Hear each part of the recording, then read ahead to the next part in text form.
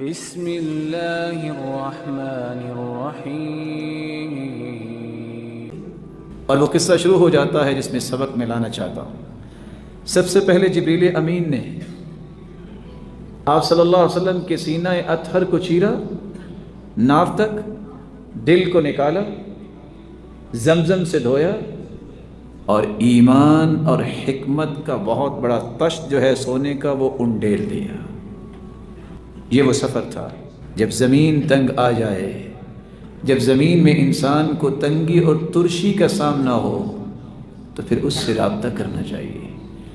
اللہ عز و جلال کے پیغمبر نے بھی رابطہ ہی کیا۔ اللہ نے زمین کی سیروں کے ساتھ ساتھ آسمانوں کی سیروں کا بندوبست کر دیا۔ ایسے ہی ہوا، براق جو گدھے سے بڑی تھی اور خچر سے چھوٹی اور کمر اس کی بہت لمبی تھی، سفید رنگ کی، جبریل امین نے لا کے کھڑی کر دی۔ حکم ہے اللہ تعالیٰ کا۔ جو ہی اللہ کے رسول اس پہ بیٹھنے لگے، فاستحیت من، آج تک اس پر کوئی سوار نہیں ہوا تھا، وہ حیا کرتے ہوئے پیچھے ہٹ گئے۔ جبریل کہتے ہیں اس پیغمبر سے بھی حیا، سوار ہوئے، جبریل بھی ساتھ ہی سوار ہوئے۔ ایک قدم اٹھاتی اور جہاں تک نظر انسان کی جاتی ہے قدم وہاں جا کے رکھتی۔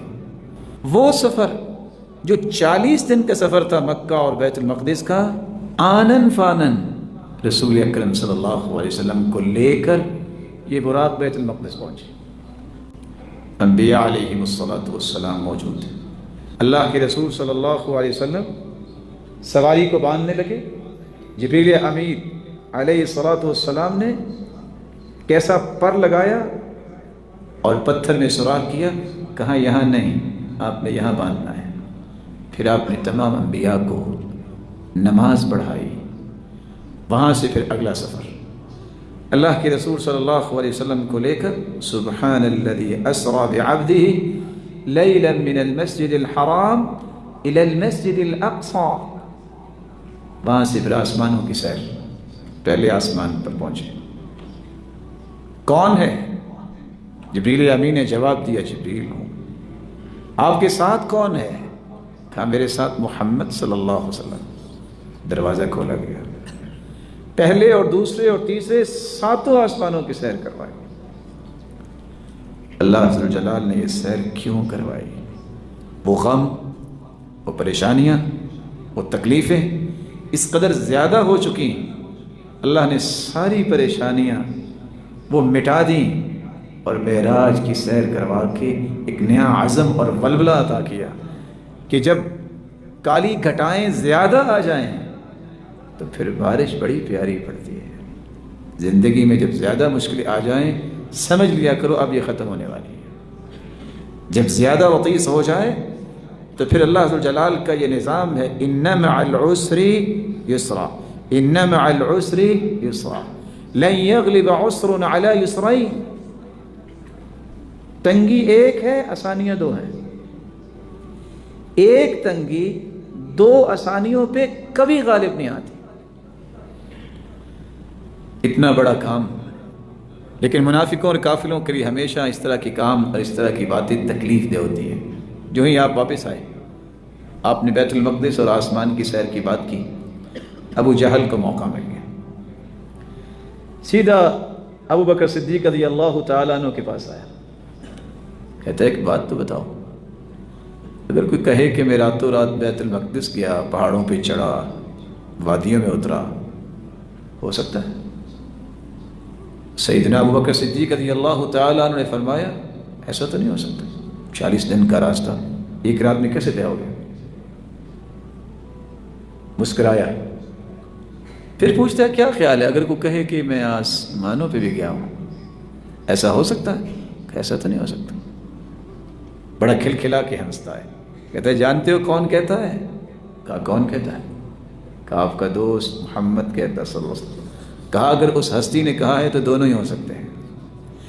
انی لاصدقہ فیما ابعد من ذلک، اس سے بڑی بات بھی اگر اس ہستی نے کہہ دی تو میں مانتا ہوں وہ ہو چکی۔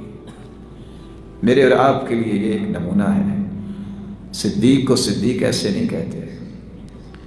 جب نام آیا ہے رسول اللہ صلی اللہ علیہ وسلم کا، کوئی کرائٹیریا نہیں ہے، کوئی میئرز نہیں ہے، کوئی پیرامیٹرز نہیں ہے، اس ہستی نے کہہ دیا ہے، اس سے بڑی کوئی صداقت نہیں ہے۔ جہاں پوری کائنات کی صداقت ختم ہو جاتی ہے وہاں ہی تو اللہ کے رسول کی صداقت کا آغاز ہوتا ہے۔ حدیث ہو صحیح، وہ قابل ڈیبیٹ نہیں ہے۔